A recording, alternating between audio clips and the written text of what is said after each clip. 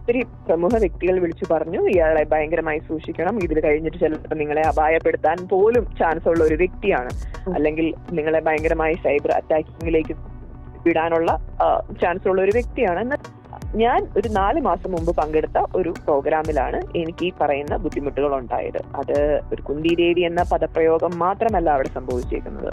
ഞാൻ പ്രതികരിക്കുകയാണെങ്കിൽ എനിക്ക് എന്ത് പ്രതികരിക്കാൻ പറ്റും? സാർ എന്തുകൊണ്ടാണ് ഇങ്ങനെ ഒരു സ്റ്റേറ്റ്മെന്റ് പറഞ്ഞത്? ഇത് മോശമായി എന്ന് എനിക്ക് പറയാം, ഡെഫിനറ്റ്ലി പറയാം. പക്ഷെ അദ്ദേഹത്തിന്റെ ഭാഗത്തുനിന്ന് വരുന്നത്, ഹണി ഞാൻ പറഞ്ഞത് നല്ല ഉദ്ദേശത്തോടെയാണ്, നിങ്ങളത് മോശമാക്കി ചിന്തിച്ചത് നിങ്ങളുടെ കുഴപ്പം മാത്രമാണെന്ന് അദ്ദേഹം പറയും. പക്ഷെ ആ പ്രോഗ്രാം കഴിഞ്ഞ് വന്ന ഉടനെ നമ്മളെ ഇതിൽ ഇൻവൈറ്റ് ചെയ്ത മാനേജറുണ്ട്, അദ്ദേഹത്തെ വ്യക്തമായി നമ്മൾ വിളിച്ച് അറിയിച്ചിരുന്നു, ഇത് മോശമായി പോയി ഈ പെരുമാറ്റം, ഞങ്ങൾക്കിനി ഈ പ്രസ്ഥാനവുമായിട്ട് സഹകരിക്കാൻ താല്പര്യമില്ല എന്ന് വ്യക്തമായിട്ട് വിളിച്ച് പറഞ്ഞിരുന്നു.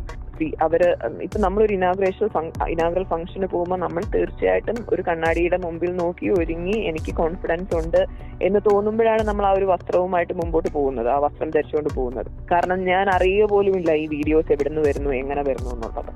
അതിന്റെയൊക്കെ ടാഗ് ലൈൻ പോലും ഭയങ്കര മോശമായിട്ടുള്ളതാണ് വരുന്നത്. പലതും തുറന്നു നോക്കാറ് പോലും ഇല്ല എന്ന് ഞാൻ പറയുന്നത് പുച്ഛത്തോടെ തള്ളുന്നു എന്ന് പറയുമ്പോഴും ഞാൻ തുറന്നു നോക്കാറില്ല. കാരണം തുറന്നു നോക്കിക്കഴിഞ്ഞാൽ എനിക്ക് സങ്കടമാകും. ഇന്നും പറഞ്ഞ അദ്ദേഹം ആ ശരീരത്തിന്റെ കൈകൊണ്ട് ജസ്റ്റേഴ്സ് കാണിച്ച്, എന്റെ ശരീരഭാഗത്തിന്റെ ജസ്റ്റർ പോലും കാണിച്ചിട്ടാണ് ഇദ്ദേഹം ആ ഇന്റർവ്യൂ കൊടുത്തിരിക്കുന്നത്, അത്രയും മോശമായിട്ട്.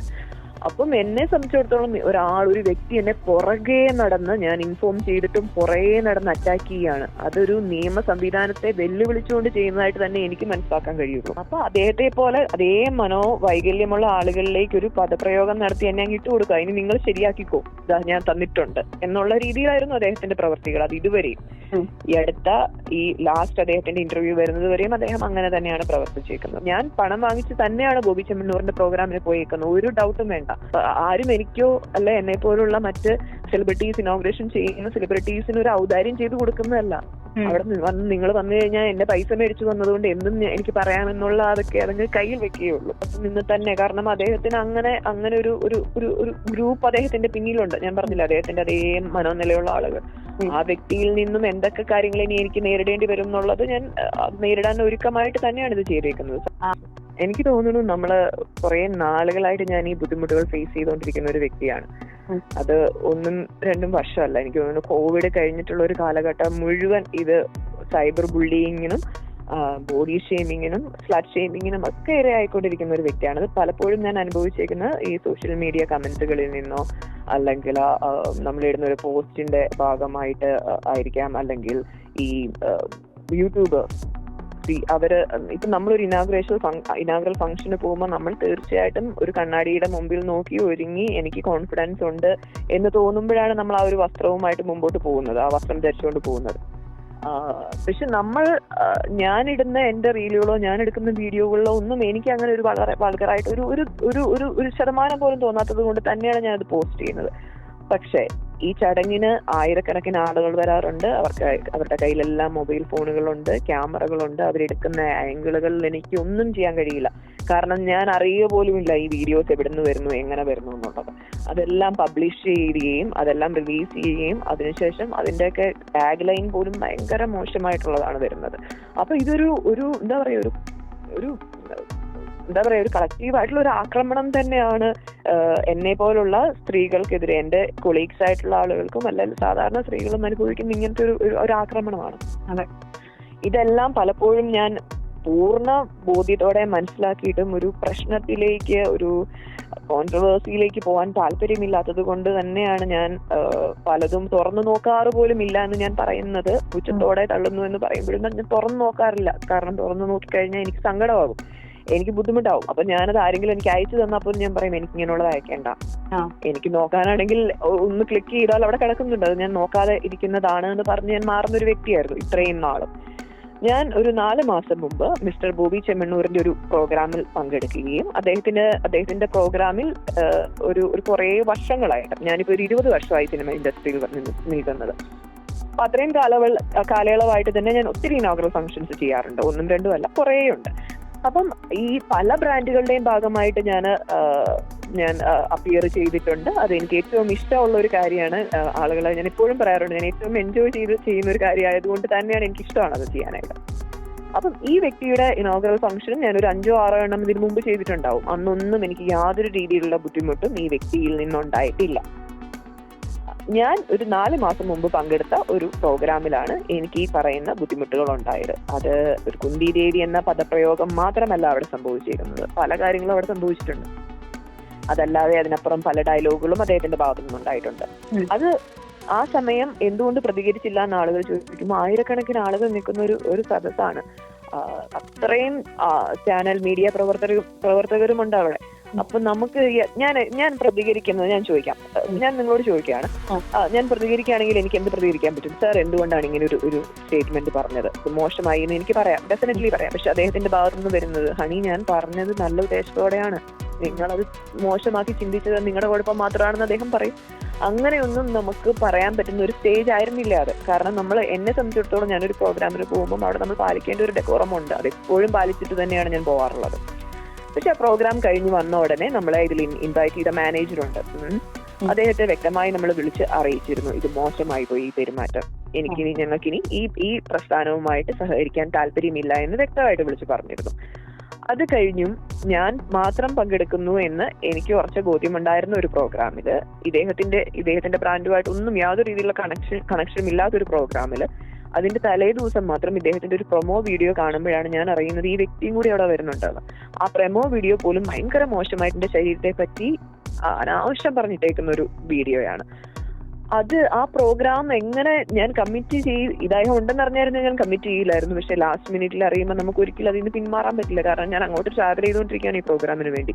നമുക്കൊരു കമ്മിറ്റ്മെന്റ് ഉണ്ട്, ഒരു വർക്ക് എത്തിക്സ് ഉണ്ട്. അപ്പൊ ഒരിക്കലും അതിൽ നിന്ന് മാറാൻ പറ്റില്ല. ആ പ്രോഗ്രാമിലും ഇദ്ദേഹം അതും ഇതുമൊക്കെ പരാമർശങ്ങൾ നടത്തുന്നുണ്ട്. അത് കഴിഞ്ഞ പ്രോഗ്രാം കഴിഞ്ഞിട്ട് പിന്നീട് ഇദ്ദേഹത്തിന്റെ ഒരു പ്രോഗ്രാം എനിക്ക് വരികയാണ്.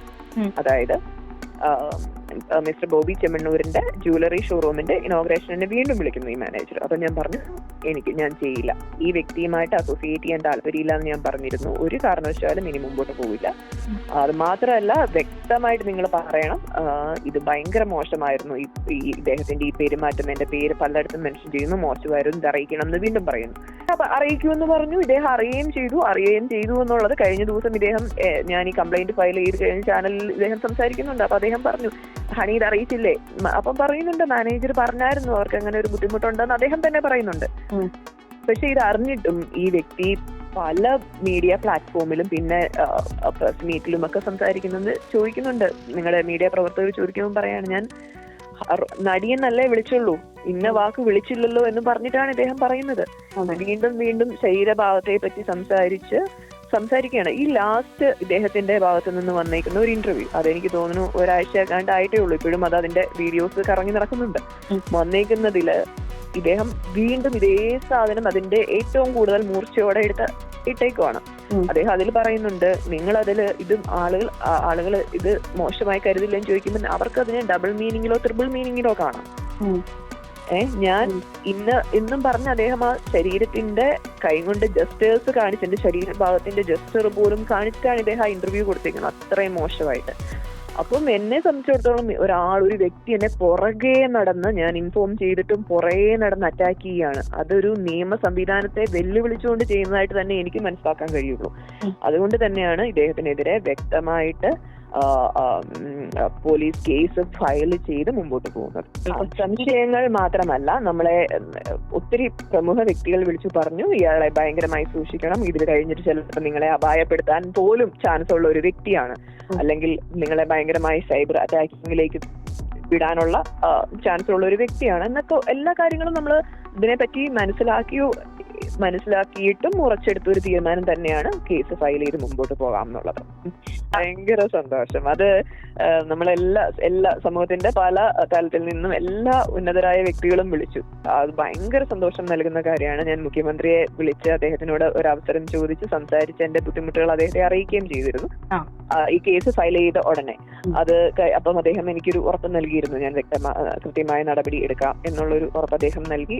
ഞാൻ DGP സർ മനോജ് എബ്രഹാം സാറിനെ വിളിച്ചു പറഞ്ഞു, മറ്റ് പോലീസ് ഒഫീഷ്യൽസിനെ എല്ലാം ഞാൻ വിളിച്ചു പറഞ്ഞ് അവരെല്ലാം അതിനൊരു ഉറപ്പ് നൽകിയിരുന്നു. അപ്പൊ നമ്മുടെ ഗവൺമെന്റിലും നമ്മുടെ പോലീസ് ഡിപ്പാർട്ട്മെന്റിലും ആ നിയമവ്യവസ്ഥയിലും എനിക്ക് അത്രയും ഉറപ്പുള്ളത് കൊണ്ട് തന്നെയാണത്.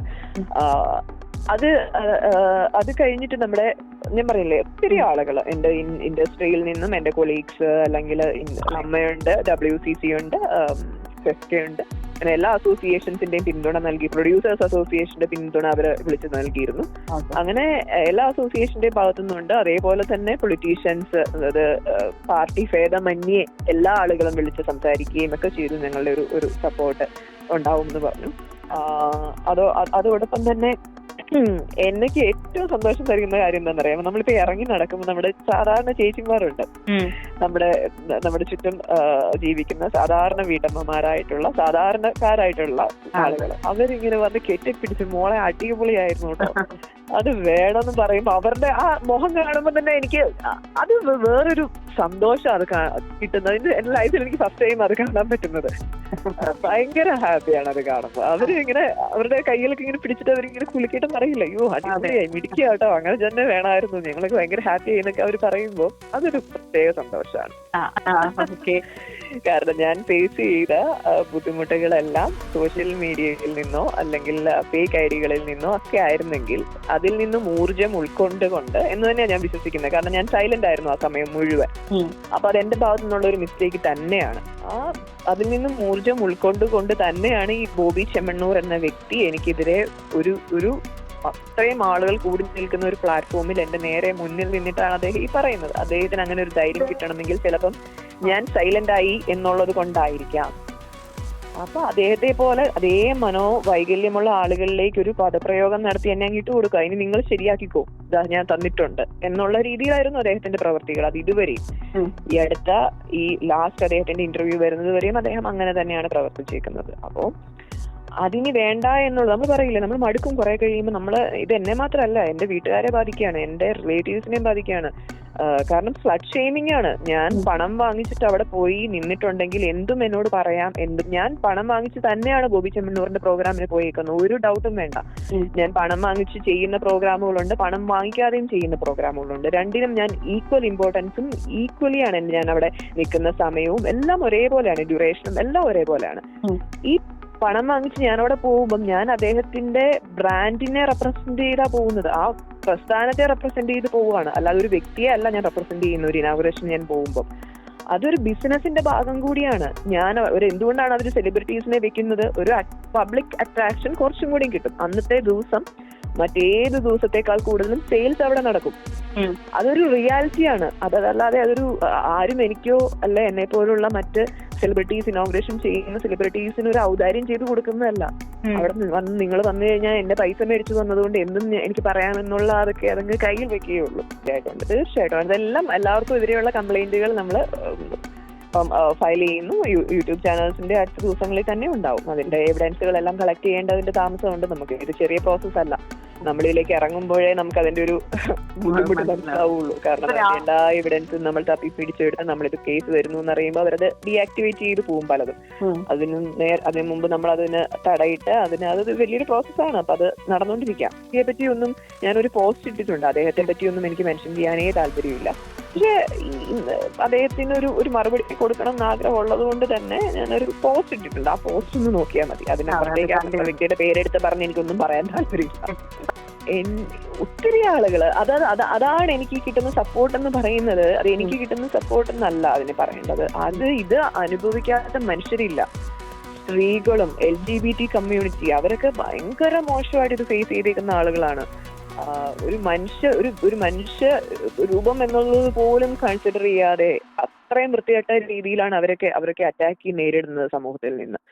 അത് പുരുഷന്മാരും ഉണ്ട്, ഇത് തന്നെ ഫേസ് ചെയ്യുന്ന പുരുഷന്മാരും ഉണ്ട്. അപ്പൊ സ്ത്രീകളും എല്ലാ കമ്മ്യൂണിറ്റിയിലുമുള്ള ആളുകളും ഇത് ഫേസ് ചെയ്യുന്നുണ്ട്. അതുകൊണ്ട് തന്നെയാണ് ഇങ്ങനെ ഒരു സപ്പോർട്ട്. ഇതിനെ ഒരു അറുതി വേണം എന്ന് ആഗ്രഹിക്കാത്ത ഒരു വ്യക്തിയും കേരളത്തിലോ ഇന്ത്യയിലോ ഈ ലോകത്തോ ഉണ്ടെന്ന് എനിക്ക് തോന്നുന്നില്ല. അപ്പൊ അതുകൊണ്ട് തന്നെയാണ് ഇങ്ങനെ ഒരു സപ്പോർട്ട് കിട്ടുന്നത്. എന്നെ സംബന്ധിച്ചിടത്തോളം ഇതൊരു ക്രൈം ആണെന്നുള്ള ഒരു കാര്യം വ്യക്തമായിട്ടൊരു സന്ദേശം കൊടുക്കണം എന്നുള്ള ഒരു ആഗ്രഹം തന്നെയായിരുന്നു. അതുകൊണ്ടാണ് ഇത്രയും കംപ്ലൈന്റുകൾ നമ്മളിങ്ങനെ കുത്തിയിരുന്ന് അത് കളക്ട് ചെയ്ത് തന്നെയാണ് നമ്മൾ കൊടുക്കുന്നത്. അപ്പം ഇതിവിടെ നിൽക്കുന്നതല്ല, കുറെ ആളുകളെ അറസ്റ്റ് ചെയ്തതിൽ നിൽക്കുന്ന സാധനമല്ല.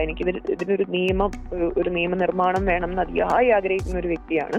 അതിനെന്തൊക്കെ ചെയ്യാൻ കഴിയുമോ അതെല്ലാം മുമ്പോട്ട് ചെയ്യണമെന്ന് ആഗ്രഹിക്കുന്നുണ്ട്. കാരണം ഇത് ഈ ഒരാഴ്ചയോ 2 ആഴ്ചയോ കഴിയുമ്പോൾ പിന്നെ ഒരു വാർത്തയല്ലാതെ ആവും, ഉറപ്പാണ്. പക്ഷെ വീണ്ടും ഈ അറ്റാക്കിങ് വീണ്ടും സ്റ്റാർട്ട് ചെയ്യും.